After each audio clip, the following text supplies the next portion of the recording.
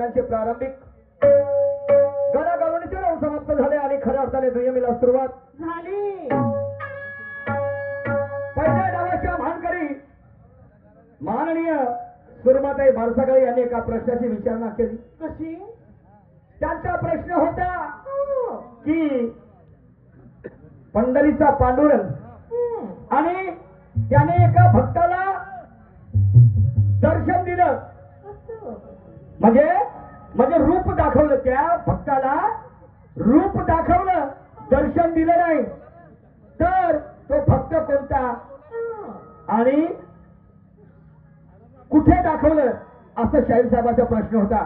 मान्यवर मॅडमजीचा प्रश्न होता. मी माझ्या बुद्धीप्रमाणे माझ्या बुद्धीला पटेल अशा पद्धतीने त्यांच्या प्रश्नाचं समाधान करून दिलं, पण ते मान्यवर सुरमा मॅडमला पचडी पडलं नाही. उत्तर मान्य नाही. ठीक आहे मॅडमजी, जगी तो सर्व ज्ञानी असा तो कोणाने विचारी म्हणा तूच शोधून पाहिजे. मला सांगा, मग ज्ञानी पुरुष संत महात्मे म्हणतात ज्ञान हे सागरापेक्षा अथांग आणि सागराच्या गुडघ्यावर पाण्यामध्ये आम्ही उभे आहोत. ध्यान दिल्याने वाढत असते. आम्ही इथे प्रबोधन करण्यासाठी आलो, लोकांना काही सांगण्यासाठी आलो. मग दादाची कदाचित माझं चुकलं. तुम्ही आपल्या प्रश्नाचं समाधान करून द्यायला पाहिजे होतं. तुम्ही आपल्या प्रश्नाचं समाधान करून द्यायला पाहिजे होतं. एवढ्या लोकांमध्ये तुमचा गाजावाजा निर्माण झाला असता, लोकांनी तुमची प्रशंसा केली असती, मला सुद्धा अभिमान वाटला असता. हो सांगाजी, समुद्रामधून जर बाल्टीवर जर पाणी काढलं, पाणी कमी होईल का? नाही. होईल काय? मॅडम तुम्ही अंधारात ठेवण्यासाठी आलेत की प्रकाशात ठेवण्यासाठी? प्रकाश. मेरा आपसे सवाल है, तुम्ही इथे अंधारात ठेवण्यासाठी आले की लोकांना प्रकाशात ठेवण्यासाठी आले? आम्हाला इथे प्रासारण केलं, लोकांना माहित होतं का दोन्ही शाहीर चांगले आहेत, हुशार आहेत, अभ्यासू आहेत, ज्ञानी म्हणतात आणि यांच्याकडून आम्हाला काही शिकायला मिळेल. ऐसा नहीं होता मैडम जी. मैं बड़ा मैं बड़ा मैं बड़ा. मैडम जी इधर भी है निशान शायर खड़ा, इधर भी है ध्यान में रखना निशान शायर खड़ा. मारूंगा ऐसा तिरंगे का गुलदर खड़ा तो फोड़ दूंगा तुम्हारा नीला निशान का अज्ञान का घड़ा. फोड़ दो. क्या लगता है मैडम जी तुम्हें क्या लगता है? साला काय हरकत नाही.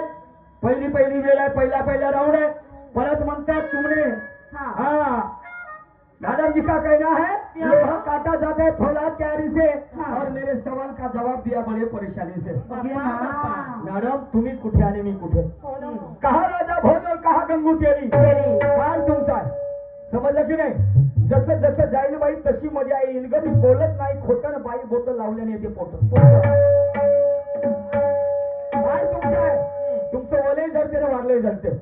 ही महापुरुषाची पुण्याई आहे. नाही तर आधीच्या काळामध्ये तुम्हाला सांगतो, या लेकरा बायांना, या स्त्रियांना लेकरं पैदा करायची मशीन समजत होती. चूल आणि मूल बस एवढ्यापर्यंत मर्यादित होतं. याच्या या काळात कपडे धुण्याची वॉशिंग मशीन आहे ना, बस तुमच्यासारखं त्या काळात तुमची तशीच गत होती. एक झालं का दुसरं तयारच ना. जी 12 13 लेकरं. समजले की नाही? पण ही महापुरुषाची पुण्याई सावित्रीबाई फुले, परमपूज्य बोधिसत्व डॉक्टर आंबेडकर, महात्मा ज्योतिबा फुले, आरक्षणाचे जनक राजश्री शाहू महाराज यांची पुण्याई. समजलं का? मी असं म्हणत नाही का तुमचं आहे मॅडमजी? त्याला काही हरकत नाही.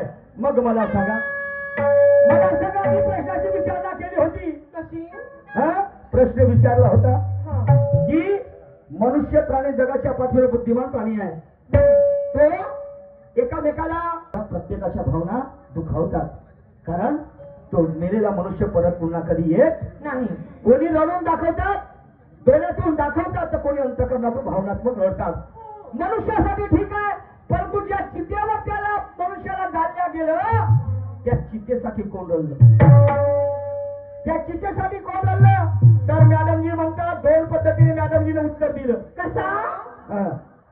परमपूज्य बोधिसत्व डॉक्टर बाबासाहेब आंबेडकर यांची जेव्हा चिता चंदनाच्या लाकडाने पेटवण्यात आली होती आणि त्या ठिकाणी म्हणतात दादासाहेब गायकवाड एकच होते का?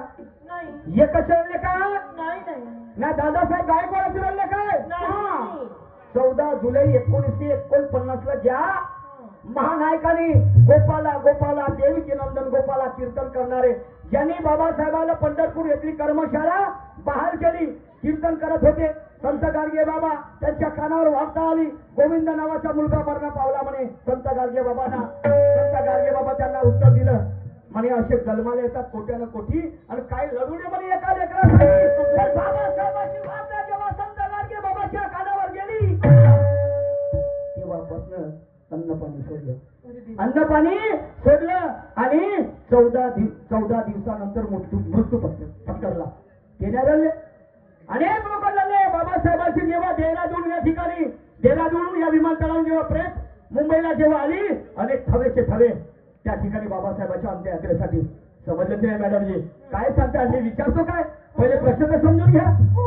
मी चिता म्हणतो बाबासाहेबांना त्या चितेवर ठेवण्यात आलं. मनुष्य बाबासाहेबांसाठी सगळे लागले पण त्या चितेसाठी कोण आणलं? काही सांगणं म्हणजे सांगणं होय का मॅडमजी? नाही काही सांगणं म्हणजे सांगणं होय का?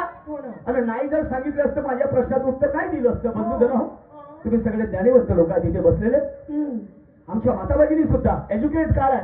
नाही मॅडमला जर सुरमाई मॅडमला जर नाही सांगितलं असतं तर ठेकेदार साहेबांना पैसे कमी दिले असते का? नाही पैसे दिले असते काय मॅडमजी? आणि म्हणून ये हकीकत है कोई ख्वाब नहीं.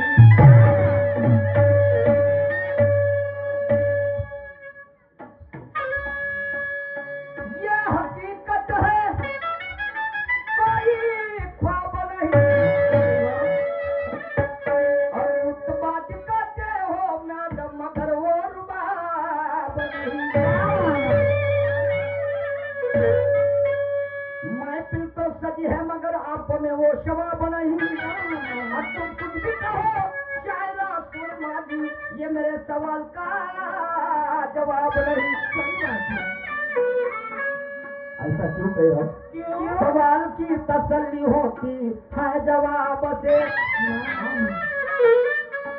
सवाल की तसल्ली होती है जवाब से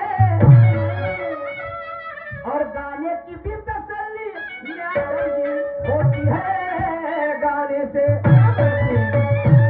सवाल की तसल्ली होती है जवाब से, गाने की भी तसल्ली होती है गाने से. अरे ये महफिल कभी खुश नहीं होगी मान्यवर जी तुम्हारा और मेरा चेहरा देख लेने से. अरे खुद की तारीफ करना कोई बड़ी बात नहीं मगर हमारी तारीफ होनी चाहिए जमाने से. क्या बात है?